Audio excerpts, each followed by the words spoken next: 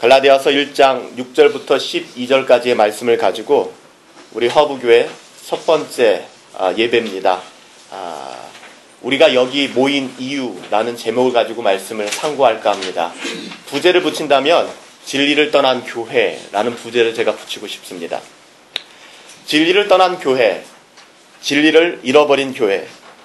진리를 잃어버렸다라는 말의 의미는 특별히 이것이 무엇인가를 우리가 좀 정확하게 알고 넘어갈 필요가 있습니다. 진리를 잃어버렸다? 사랑하는 여러분들, 성경을 잃어버렸다는 것이 아닙니다. 또한 교회가 단 한 번도 2000년 역사를 통해서 성경을 잃어버린 적은 없어요. 교회가 성경을 잃어버리지 않았음에도 불구하고 교회가 진리를 버릴 수 있는가? 진리를 떠날 수 있는가? 성경은 그렇다라고 이야기합니다. 사실 교회 2000년 역사를 통해서 교회의 기초가 되었던 성경을 버린 적은 교회가 단 한 번도 없었습니다. 교회를 통하여 2000년 동안에 설교가 멈춰진 적도 단 한 번도 없습니다. 교회는 거의 한결같이 설교를 해왔습니다. 성경도 있었어요. 그리고 설교도 있었습니다. 그렇지만 정작 교회는 주님께서 가르쳐 주셨던 하나님 나라의 복음의 진리를 상실했다는 것입니다. 여러분 어떻게 생각하십니까? 사도 바울은 오늘 갈라디아 교회를 향하여, 그가 개척했던 교회입니다. 갈라디아 교회를 향하여 이렇게 이야기합니다. 다른 복음은 없다. 사랑하는 갈라디아 교회 성도들이여, 다른 복음은 없습니다. 그는 이렇게까지 이야기합니다. 우리나 혹 하늘로부터 온 천사라고 할지라도, 이 과장법이죠. 사람이 아니라, 그것이 인간이 아니라 천사라고 할지라도 우리가 너희에게 전했던 그 복음, 교회가 교회되게 만들었던 그 복음 이외에 다른 복음을 전하면 저주를 받는다라고 이야기를 합니다. 여러분들, 다른 복음을 전하면 저주를 받는다 했을 때, 여러분 다른 복음은 여러분 무엇이라고 생각합니까? 저는 그 복음은요, 성경이 말하는 복음이 아니라 어떻게 보면은 하나님이 전해주신, 그리스도를 통해서 우리에게 주신 복음이 희석되어지고 거기에 사람의 어떠함이 첨가된 복음을 사도 바울은 분명히 이야기하고 있는 것입니다.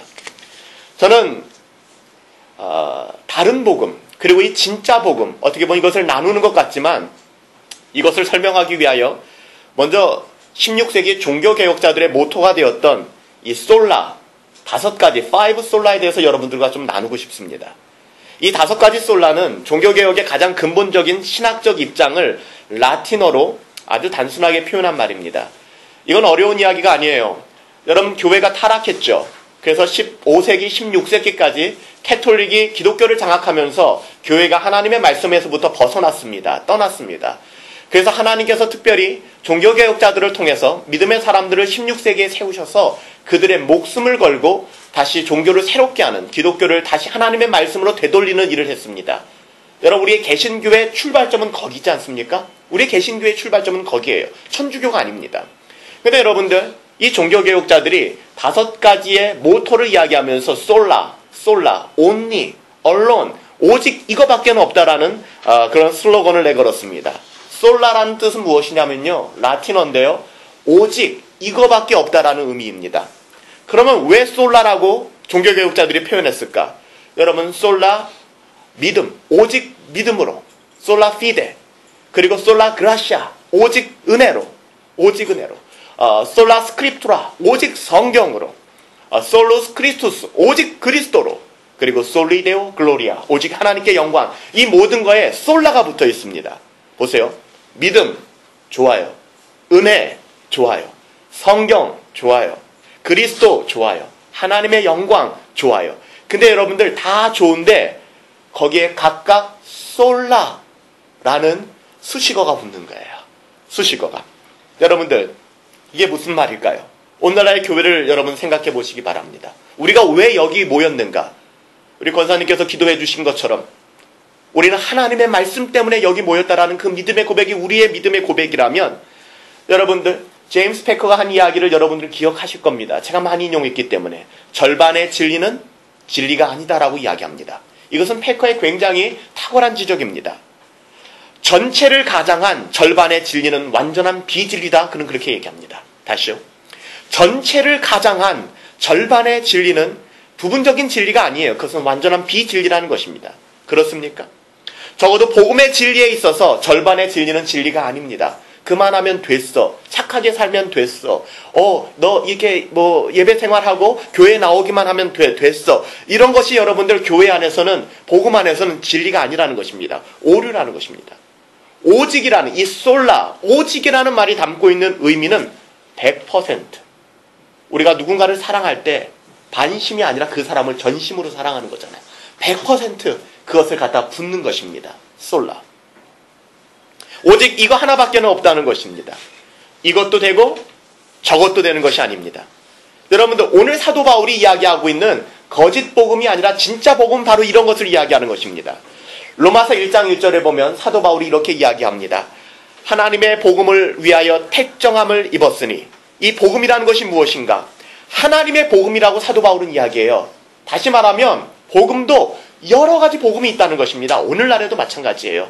사도 바울이 왜 복음이라는 것 앞에 하나님의 복음이다, 주 예수께 받은 복음이다라고 이야기했을까요? 그리고 갈라디아 교회를 향하여 거짓 복음도 있다라고 왜 이야기했을까요? 실제로 거짓 복음이 존재하기 때문에, 하나님의 복음이 아니라, 예수님의 복음이 아니라 인간적인 복음, 인간적인 거짓 복음이 교회 가운데 들어왔기 때문에 사도 바울은 그렇게 이야기하고 있는 것입니다. 다른 복음이 있다는 것입니다. 물론 이것은 복음이 아닙니다. 교회가 복음이라고 착각하는 교회마저도 이것이 복음이야, 이것이 복음이야. 근데 복음이라고 생각하는 것이 불교에도 있어요. 똑같은 게 이슬람에도 있어요. 똑같은 게 도교, 유교에도 있어요. 우린 그것을 복음이라고 생각하고 있어요. 아니에요. 복음은 복음되는 복음의 가치가 있는 것인데, 교회는 그것을 복음이라고 착각하고 있습니다.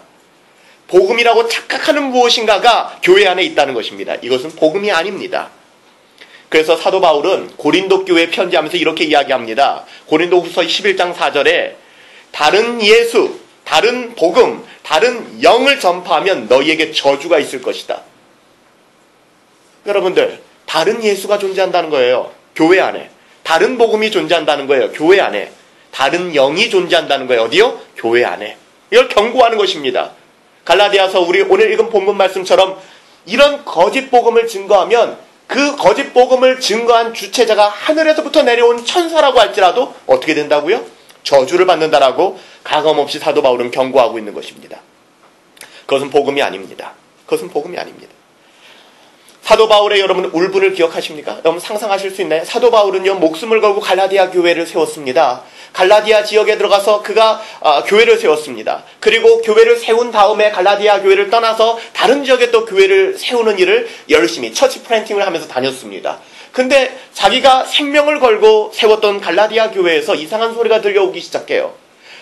사도 바울이 전했던 그 복음을 떠나서 다른 복음으로 교회가 가기 시작했다는, 교회가 변질되기 시작했다는 것입니다.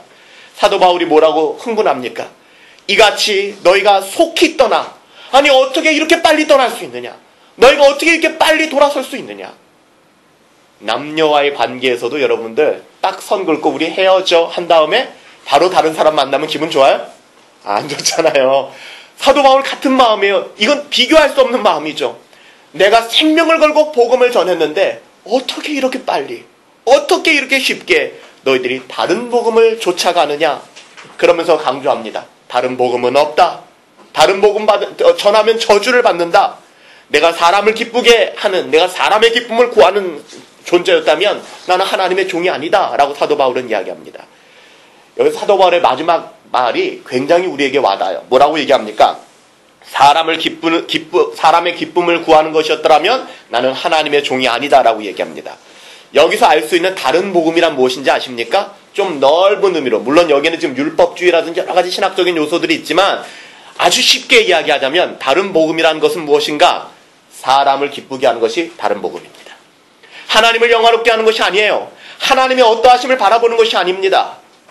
여기 모인 소비자들, 여기 모인 고객들을 어떻게 만족시킬 것인가, 이들에게 어떤 마음의 평안을, 서비스를 제공해 줄 것인가, 교회가 거기에 집중하기 시작하면서부터 복음에서부터 이탈하기 시작하는 거예요. 사도 바울은 이야기합니다. 나는 사람을 기쁘게 하는 사람이 아니다. 나는 하나님을 영화롭게 하는 사람이다. 내가 만약에 사람을 기쁘게 하는 그런 존재였다면 나는 사도도 아니요, 나는 하나님의 종이 아니다라고 이야기하는 것입니다. 다른 복음 어렵지 않습니다. 사람을 기쁘게 만드는 것이 다른 복음입니다. 오늘날 많은 교회들이 보면 여전히 하나님의 어떠하심에 집중하지 않아요. 제가 저희 교회를 개척하면서 여러분들 주보에 보면 제가 이렇게 썼습니다. 허브교회는 개혁주의 전통을 소중히 여깁니다. 웨스트민스터 표준 문서와 하이델베르크 교리 문답과 같은 개혁주의 신앙 고백을 믿고 따릅니다. 오래된 복음 안에서 참된 기쁨을 누리고 그것을 땅끝까지 전파하는 것을 사명으로 합니다. 제가 이렇게 이야기를 해놨어요. 아마 여러분들이 혹시 장로교에서 오랫동안 신앙생활을 했거나 복음적인 교회에서 오랫동안 신앙을 하셨다는 분들이 만약에 이 문구를 바라보며 웨스트민스터 신앙 고백서? 웨스트민스터 표준 문서가 도대체 뭐야? 하이델베르크 교리 문답이 뭐야? 라고 생각하신다면 참 어려워지는 거예요. 사랑하는 여러분들, 특별히 하나님의 말씀으로부터 교회가 떠났을 때 일어나는 일들은 아주 심각한 문제들을 초래합니다. 그래서 여러분들 종교개혁자들이 처음에 교회를 세우고 교회를 개혁했을 때 오전에는 설교를 하면서 예배를 했습니다. 말씀을 가르쳤어요. 그리고 오후 예배에는요, 웨스트민스터 신앙고백서나 하이델베르크 신앙고백서 같은 교리 문답서를 52주 동안 내내 공부했습니다. 그래서 이 종교개혁 시대의 사람들은요, 이 하이델베르크 신앙고백서나 아니면 웨스트민스터 표준 문서들을 통해서 대요리 문답, 소요리 문답은 어른들을 위해서 대요리 문답, 좀 더 쉽게 어린이를 위해서 소요리 문답을 나눠놓은 거거든요. 우리가 무엇을 믿는가? 교회란 무엇인가? 인간의 존재 목적이란 무엇인가? 성경이란 어떤 것인가? 성경은 무엇을 가르치는가를 계속해서 끊임없이 가르쳤던 것입니다. 여러분들, 이것이 사람들이 보기에는 즐겁지 않을 수 있어요. 재미없을 수 있습니다. 오늘날 저는 장로교회라는 이름을 달고 있는 교회들 중에서 웨스트민스터 신앙고백서나 웨스트민스터 표준문서나 아니면 하이델베르크 신앙고백서를 가르치는 교회를 그렇게 많이 보지 못합니다. 왜 그럴까요? 사람들이 원하지 않아요. 고리타분하다고 생각합니다. 그러니까 목사님 어떻게 하면 행복할 수 있는지 7가지 비결을 좀 가르쳐 주세요. 목사님 어떻게 하면 우리의 삶을 좀 더 역동적이고 활동적으로 살아갈 수 있는지, 인간관계를 어떻게 회복할 수 있는지, 내 마음의 평화를 어떻게 찾을 수 있는지 좀 그것 좀 가르쳐 주세요. 그러니까 교회가 기본적인 교리에서 떠나서 교회가 프로그램에 집착하기 시작한 거예요. 그때부터 어떤 일이 일어나기 시작했는가? 교회가, 성도들이 참 복음을 떠나서 다른 복음을 따라가기 시작합니다. 인간의 존재 목적이 무엇인지 알지 못해요. 교회가 무엇인지도 알지 못합니다. 우리가 무엇을 믿느냐, 내가 무엇을 믿고 있느냐에 대해서도 우리가 고백할 줄 모릅니다. 그렇게 모여드는 것이에요. 사도 바울은 이런 것을 다른 복음이라고 이야기하는 것입니다. 너희가 다른 복음을 전하고 인본주의적이고 사람의 기쁨을 구하는, 그것은 하나님의 저주를 받을 수밖에 없다라고 이야기하는 것입니다. 자신에게 즐거움을 주는, 그것을 좋아하고 그것을 추종하기를 사람들은 원합니다. 이렇듯 사람들을 기쁘게 하고 사람이 원하는 것을 어떻게 하든지 들어주겠다라는 것, 이것이 다른 복음이에요. 교회에 모이게 하기 위하여 여러분들, 우리 교회도 이제 개척됐으니까 사람들이 많이 와야 좋지 않겠습니까? 근데 어떻게 하든지 한 사람이라도 더 끌어들이기 위하여, 이 조직을 좀 더 확장시키고 이 조직을 좀 더 크게 하기 위하여, 재정 규모를 좀 더 늘리게 하기 위하여 수단과 방법을 가리지 않고 사람들을 만족시키기 시작하는 거예요. 오십시오. 우리 교회에 오면 진짜 좋습니다. 오십시오. 오십시오. 근데 거기에 복음은 없는 거예요. 사랑하는 여러분들, 제 메시지를 여러분들 계속 들어왔으니까 진짜 복음을 만나면 하나님 앞에 우리는 죄인임을 깨닫게 돼요. 그래서 존 메가더 목사님이 이야기한 것처럼 신앙이 없고 믿음이 없고 거듭나지 않은 사람들에게 가장 이 세상에서 불편한 자리는 예배의 자리예요. 복음이 전해질 때 복음은요, 우리가 죄인이라는 것을 전제 조건으로 깔고 있기 때문에 거듭나지 않은 사람들은 이 메시지를 들었을 때 흥분합니다. 내가 왜 죄인입니까? 기분 나쁘고 어려워질 수밖에 없습니다. 교회 나오기를 머뭇거릴 수밖에 없을지도 모르겠습니다. 그렇지만 사랑하는 여러분들, 우리가 예수님을 믿고 또 예수님을 고백하게 된다면, 그 예수님을 믿고 예수님을 고백하게 되는 것은 우리의 어떠함으로 나온다는 것이 아니라는 사실 여러분 기억하시기 바랍니다. 성령님께서 역사하실 때 그 일들이 가능해지는 거예요. 가능해지는 거예요. 기독교 신앙은 이런 점에서 모든 형태의 혼합주의를 배격합니다. 순수해야 됩니다. 그렇죠. 순수해야 돼요. 순수해야 됩니다. 거기에 다른 이물질이 껴서는 안 됩니다. 그래서 종교개혁자들은 이 오직 성경, 오직 은혜, 오직 믿음 할 때 이 앞에 솔라, 오직을 붙였던 것입니다. 중세교회가 이것들을 가르치지 않았나요? 가르쳤어요. 여러분 중세교회사를 찾아보면 중세교회사에 교회가 믿음을 안 가르쳤는지 아십니까? 믿음 가르쳤어요. 오늘날의 캐톨릭이 믿음 안 가르치는지 아세요? 믿음 가르칩니다. 캐톨릭의 은혜 안 가르치는지 아세요? 은혜 가르칩니다. 성경 캐톨릭에서 안 가르칩니까? 가르쳐요. 캐톨릭에서 그리스도 안 가르칩니까? 가르칩니다. 캐톨릭에서 하나님의 영광, 데오 글로리아 안 가르치는지 아세요? 가르칩니다. 근데 중요한 건 뭔지 아세요? 거기 솔라가 없어요. 오직 하나님께 영광, 오직 믿음, 오직 은혜, 오직 성경, 이것이 없다는 것입니다. 교회가 여러분들 하나님의 영광을 말하지 않았었던 때는 없습니다. 오늘날 교회도 마찬가지입니다. 다만 중세교회는 이것들을 말해오긴 했지만 오직이라는 말을 거기에 더하지 않았을 뿐입니다. 이것이 교회의 타락이에요.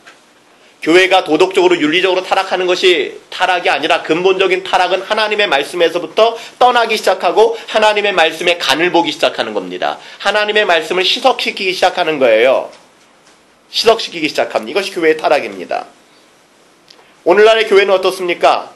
이것들을 여전히 말하고 있습니다. 심지어는 오직이라는 말도 가르치고 있죠. 그러나 더 심각한 문제는 말로는 부인하지 않아요. 믿음이 있다고 얘기합니다. 은혜가 있다고 얘기해요. 성경 그리스도를 인정한다고 이야기합니다. 그렇지만 실제로 그들의 삶을 통해서는 이것들을 부정하고 있다는 데 있어서 오늘날 교회가 진리를 잃어버렸다라는 이야기를 저는 드리고 싶은 것입니다. 여러분, 진리를 잃어버린 교회는 능력을 잃어버리게 되어 있습니다. 교회가 진리를 잃어버리게 되면은 그 능력을 상실하게 됩니다. 여러분 역사를 보세요. 구약의 역사. 여러분들 북이스라엘이 왜 멸망하게 되었습니까? 남유다가 왜 멸망하게 되었나요? 북이스라엘의 멸망은요. 열왕기하 17장에 기록되어 있는데 간단합니다. 어렵지 않아요. 하나님 섬겼어요. 하나님과 다른 신을 함께 섬겼습니다. 하나님 섬겼어요. 제사장도 있었어요. 예배도 있었습니다. 근데 중요한 것은 솔라가 아니었던 거예요. 하나님도 섬기고 다른 신도 섬겼기 때문입니다. 여러분, 오직 하나님만 섬기는 것이 아니라면 여러분 그것은 하나님을 섬기는 것이 아니라고 이야기하고 싶습니다. 그것이 제임스 패커가 이야기한 절반의 진리가 완전한 비진리라는 이야기예요. 하나님만을 섬기는 것이 아니라면, 이 말에 불편함을 느끼시는 분들이 계십니까? 오직 하나님만을 섬기는 것이 아니라면 그것은 하나님을 섬기는 것이 아닙니다.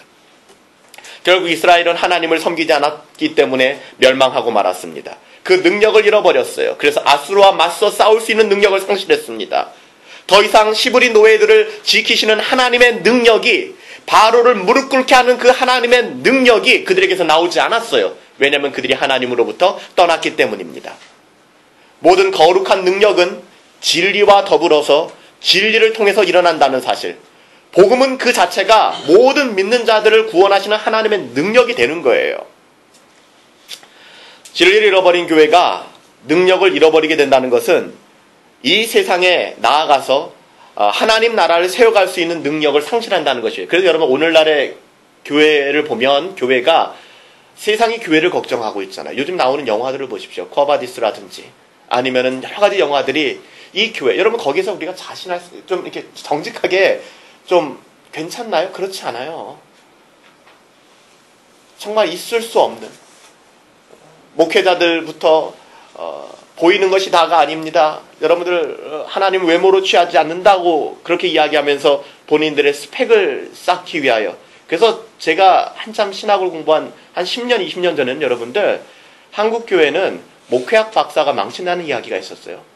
너도 나도, 그러니까 뭐 노에서도 그런 얘기가 있어요. 목사 위에 아무도 없거든요. 뭐 사람 위에 사람이 어디 있겠습니까만, 목사 위에 또 하나가 있다는 거예요. 박사라는 거예요. 그래서 박사학위를 가진 사람한테 목사님 그런 기분 나빠한다는 거예요. 그분한테는 박사님이라고 불러줘야 기분 좋아한다는 거예요. 참 우습지 않습니까? 오늘날 몇몇 교회에서 자기의 이력을 말도 안 되게 부풀리거나 아니면은 참 부끄러워요. 뭐 많은 그런 언론을 통해서도 나왔잖아요. 목회자들의 학력에 대해서 우리가 좀 정직하게 한번 재평가를 하고 그 학위에 대해서 조명을 해보면 과연 여기서 안전할 수 있는 목회자들이 몇이나 될까라는 이야기들은 거의 뭐 불문율처럼 되어지는 이야기들이잖아요. 여러분들 어떻습니까? 사랑하는 여러분들, 교회가 복음이면 되지 않습니까? 여러분 그렇습니까? 저는 이것을 믿습니다. 여러분 여기 왜 모이셨나요? 여기 모인 여러분들은 목사의 어떠함을 보고 모이셨나요? 저는 가진 것도 없습니다. 좋은 스펙도 없습니다. 저도 여러분들도 여기 모인 이유는 하나님의 말씀 때문에 모인 것 아닙니까? 하나님의 말씀이 여기기 때문에 모인 것이지 다른 것이 아니라는 것입니다. 여러분들, 교회가 하나님의 말씀을 상실하기 시작했을 때 하나님의 말씀으로 세상을 변혁시킬 능력까지 상실하는 거예요. 그래서 교회는 무엇을 자랑하기 시작합니까? 아, 우리 목사님 어디서 박사학위 받으셨대. 아, 우리 교회가 이런 멋진 건물이 있대. 우리 교회 어떤 직책을 가진 사람들이 있대. 우리 교회 국회의원이 몇 명이야. 이런 얘기를 하기 시작합니다. 교회가 하나님 나라를 복음으로 확장하고 세워가는 능력을 상실하게 되는 것입니다. 진리를 잃어버린 교회들의 특징입니다. 그러므로 이론을 파하는 하나님을 아는 것을 향하여 대적하여 높아진 모든 것들을 다 굴복시킬 능력이 교회 가운데서 상실되기 시작하는 거예요.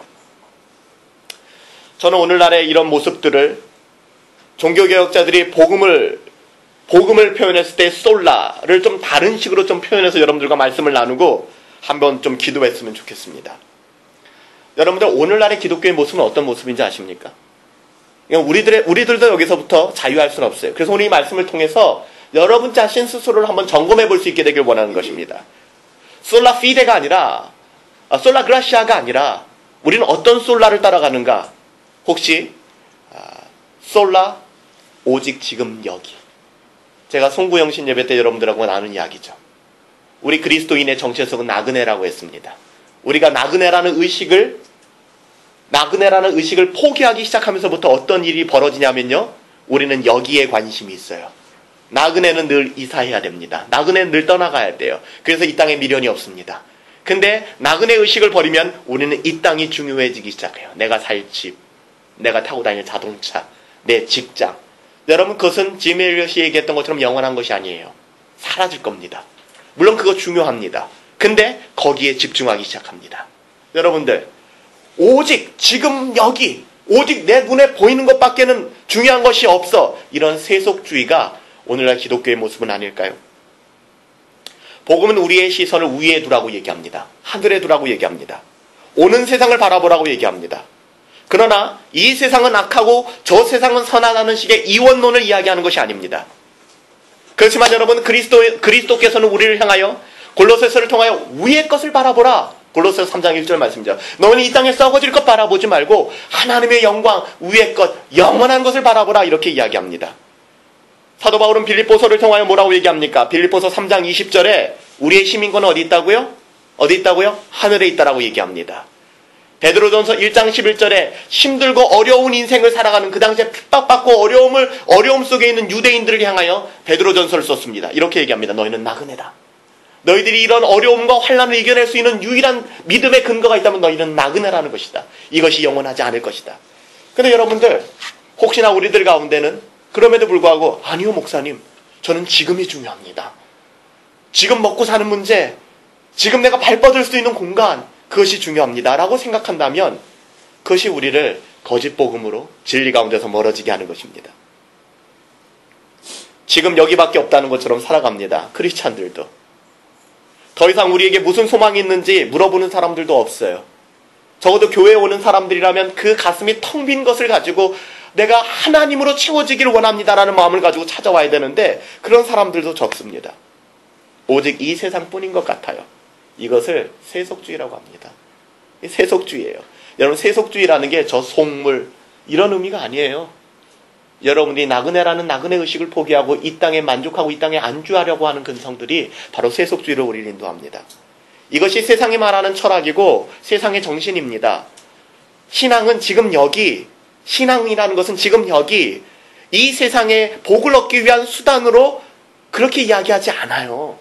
그래서 내가 신앙을 가진 마음에 평안이 생기고 내가 신앙을 가지면 뭔가 사업도 잘 되고 내가 신앙을 가지면 더 궁극적으로 또 천국 가고 뭐 이런 개념으로 생각을 하는 것, 하나님과 뭔가 거래를 하는 것 같아요. 여러분들, 이렇게 세속주의에 빠진 교회는, 진리를 잃어버린 교회는 이 세상의 포로가 되어버리고 말아요. 그래서 이 세상을 더 이상 이 세상이 썩는 것에 대해서 부패를 방지하지도 못하고요, 어둠의 빛을 비추지도 못합니다. 교회가 교회 같지가 않아요. 오늘 우리들의 모습 아닌가요? 세상이 교회를 걱정하잖아요. 어떻게 이렇게 될 수 있습니까? 세상이 교회를 걱정하고 있어요. 지금 여기밖에 없다는 의식. 두 번째는요, 오직 나밖에 없다는 생각이에요. 이건 인본주의와 주관주의입니다. 오직 나밖에는 없다는 거예요. 이 땅에 오직 나밖에 없다. 유아독존이죠. 더 이상 하나님이 주어가 아니에요. 말을 할 때 하나님의 주어가 아닙니다. 하나님이 주어가 아니라 내가 주어가 됩니다. 모든 것 중에는 자기 자신이 들어있어요. 그렇기 때문에 나 자신의 경험, 내가 어떻게 느꼈는가가 중요해요. 그 모든 것을 결정합니다. 예배를 결정하는 것도 내가 어떻게 느꼈는가가 중요해지는 거예요.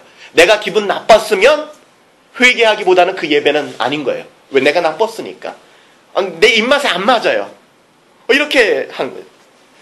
예배도, 하나님의 말씀인 설교도, 교회도 다 이 기준에 의해서 평가되지 않아요. 교회도 간을 보고 다닙니다. 이 교회 어떻지? 저 교회 어떻지?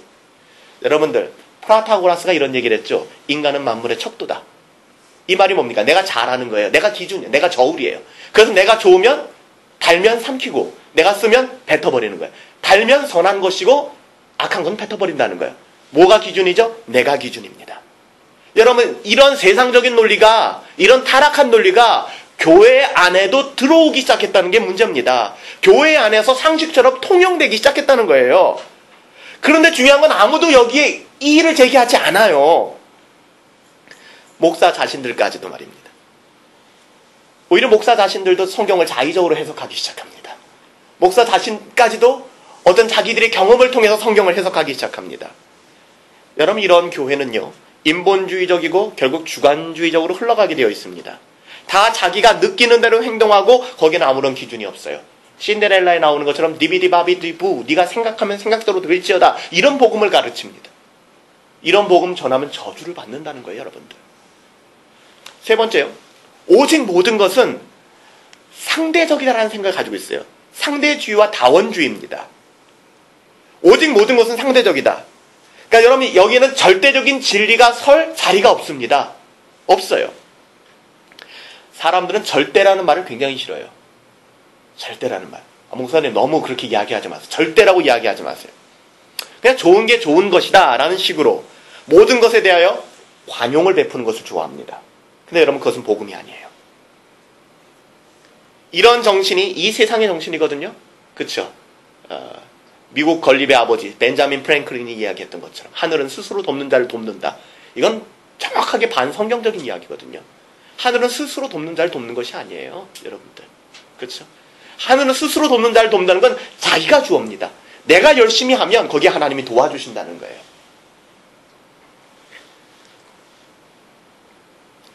오늘날의 모든 것에 대하여 관용, 이것이 이 세상의 정신입니다. 그러나 더 큰 문제는 이것이 교회의 정신이 되어버렸다는 거예요. 그래서 교회에서마저도 착하게 살라고 가르칩니다. 여러분, 착하게 사는 것이 나쁜 것은 아니에요. 그렇지만 여러분들, 우리가 착하게 사는 것은 자칫 잘못하면 이 착하게 사는 것 앞에 하나님의 전적인 은혜와 하나님 앞에 회개함이 없는 착하게 삶은 우리의 자기 의로움이 되기 쉽습니다. 슈바이처 같은 사람이 그런 거 아니에요. 슈바이처 같은 사람이 50년 동안 아프리카에 들어가서 자기 5개의 박사 학위를 다 내려놓고 원주민들을 섬겼습니다. 근데 여러분 아십니까? 슈바이처가 그 땅을 떠나 나올 때 그 사람들은 뭐라고 얘기했는지 아세요? 저 슈바이처라는 사람이 우리를 이용해서 자기가 성자의 자리에 앉으려고 했다라고 이야기합니다. 슈바이처는 예수님을 믿었던 사람이 아니에요. 슈바이처는 복음의 은혜의 각성이 있었고 내가 죄인이고 하나님의 은혜가 너무 커서 내가 그 은혜 가운데 어떻게 할 수가 없다라는 그런 마음 가지고 거기 간 게 아닙니다. 내가 선을 베풀기를 원했어요. 그리고 사람들을 불쌍히 여기는 것으로 말미암아 자기의 의로움이 드러나기를 원했던 것입니다. 여러분들, 이게 믿음의 눈으로 보지 않으면 잘 구별이 안 되거든요. 근데 여러분들, 이렇게 살아가는 사람들을 하나님이 제일 역겨워한다라고 성경은 기록합니다. 왜요? 하나님이 제일 미워하는 게 자기 의로움이에요. 자기 의로움. 그래서 교회에서 성도들을 양육하고 가르칠 때 착하게 살라고 가르치면 안 됩니다. 착하게는 사라지는 거예요. 그렇죠? 예수님을 만나고 그의 은혜로 우리가 죄인인 것을 깨닫고 나는 하나님의 은혜가 없이는 살아갈 수 없는 사람이라는 것을 깨닫게 되면 그 사람은 도덕적이고 윤리적으로 섬기면서 살아가게 되어 있는 것이죠. 근데 이 모든 것들은 뒤로 한 채 착하게 사십시오. 그래서 교회에 모이면 무조건 착하게 살아야 된다는 강박관념. 그래서 제가 어떤 한 책을 읽었는데 하나님은 착하게 살라고 말씀하지 않았다라는 책이 있더라고요. 처음에 보면서 그럼 뭐 하나님은 악하게 살라고 하는 것인가? 그런 의미가 아닌 것이죠. 그런 의미가 아닌 것이죠. 네 번째는 여러분들 돈입니다. 오직 재산, 보이는 것, 이 물질주의와 상업주의입니다. 돈과 재산으로 표현되는 물질주의와 상업주의가 주님께서는 불가능하다고 한 것을 오늘날 교회는 가능하다고 해요. 뭘까요? 주님은 그거 안 된다고 했거든요. 근데 오늘날 교회는 가능하다고 얘기합니다. 우리 주님이 이렇게 말씀하셨어요. 하나님과 돈을 겸하여 섬길 수 없다라고 말씀하셨습니다. 절대로 겸하여 섬길 수 없다. 근데 여러분 우리는 어떻게 얘기합니까? 하나님도 좋고 돈도 좋은 거. 그러니까 이 같이 믹스해서 섬길 수 있다라고 생각을 하는 것입니다. 그래서 여러분들 우리가 교회를 평가하는 이 평가 기준도 어떻게 되어 있습니까? 교회가 가진 재정 규모로 교회를 판단하는, 더 나아가서는 교회 몇 명 모였느냐, 1년 예산이 얼마나 되느냐. 여러분 이것은 교회의 어떠함이 아니에요. 교회의 어떠함이 아닙니다. 근데 우리는 그렇게 이야기하기 시작합니다. 교회 안에서도 계산이 믿음을 능가하기 시작하는 것이죠. 그래서 여러분 잘 아시는 것처럼 조나단 에드워즈 시절에 교회가 처음에 여러분들 청교도들이 영국 국교회로부터 핍박받고 어려움이 있었죠. 그래서 메이플라워를 타고 이 첫 번째 청교도들이 대서양을 건너서 그 신대륙으로 건너오지 않습니까?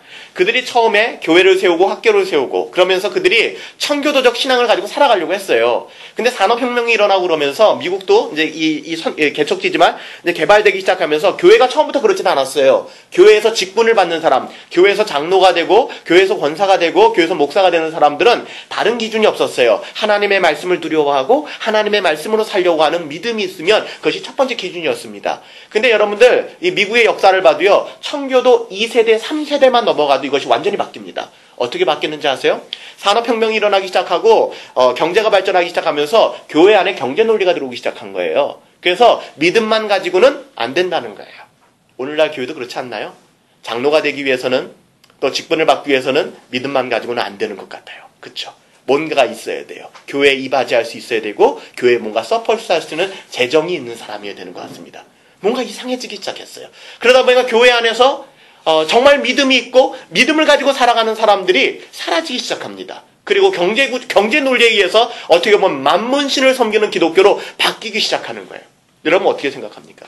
여기서 여러분 자유할 수 있습니까? 오직 돈, 오직 경제. 그래서 하나님의 말씀의 능력은 돈의 능력으로 대치되어 버렸습니다. 저는 이렇게 세워지는 허브교회가 저는 그렇습니다. 하나님의 능력으로 하나님의 말씀으로 사역되어지고 주님 다시 오시는 그날까지 섬겨질 수 있는 교회가 되기를 예수님의 이름으로 축복합니다. 재정 없어도 괜찮아요. 물론 불편할 수 있습니다. 그렇죠. 그렇지만 그것으로 교회가 움직이는 것은 아닙니다. 하나님께서 우리 교회에 재정을 주지 않고 하나님께서 우리 교회 가운데 사람을 많이 붙여주시지 않는다면 오묘한 일이죠. 우리가 이해할 수 없지만 하나님이 거기에 선하신 뜻이 또 있어요. 우리가 그거 타파하려고 인본주의적인 생각 가지고 어떻게든 사람 끌어모으자, 어떻게든 재정을 좀 모아보자. 어리석은 겁니다. 어리석은 거예요. 마지막 5번째입니다. 오직 성공이에요. 이 실용주의입니다. 프라그마티즘. 실용주의. 세상은 다 성공을 지향합니다. 그래서 교회도 성공을 지향해요. 그래서 교회의 성공은 뭡니까? 마지막 그 점을 딱 찍는 건 뭐예요? 예배당 건축. 그죠? 그리고 다 이루었다. 테텔레스타. 외친단 말이에요. 분당의 한 교회가 500억 성도들의 헌금을 모아서 교회를 지었단 말이에요. 그것을 300억의 이단 교회에 넘어갔습니다. 경매로. 그 500억 성전이라는 개념은 오늘날 없어요. 예배당을 지으면서 어떻게 얘기했을까요? 약속의 땅으로 돌아가자. 건축할 때마다 하는 말이죠. 약속의 땅으로 가자. 우리가 하나님이 성전 건축하는 거 기뻐하신다. 근데 기뻐하시는데 왜 부도가 날까요? 기뻐하시는데 왜 그것이 이단 교회로 넘어갈까요? 뭔가 논리적으로 맞지가 않아요. 여러분 우리는 세상의 성공을 교회 안에도 자꾸만 끌어놓으려고 합니다. 주님이 가르치신 성공의 잣대는 세상의 성공의 잣대와는 분명히 달라요. 주님은 성실함 또는 신실함, 하나님 앞에 faithfulness, 신실한 것을 성공이라고 말씀하십니다. 하나님의 말씀대로 신실하게 순종하기보다는 인간의 방법을 사용해서 성공하기만 된다고 가르치는 정신이 혹시 우리 가운데 있지 않나요? 꽝 잡는 게 매라고. 그 목사의 윤리의식이 어떻고 그 목사의 성경 해석이 어떻고 그 목사의 인격이 어떻고 상관이 없어요. 부흥만 시키면 돼요. 이런 생각들. 우리 교회가 뭐 어떻든 상관없어요. 아무튼 사람만 좀 많이 늘어나면 돼요. 이것이 바로 교회 안에 들어있는 실용주의입니다. 꽝 잡는 게 매다라는 철학.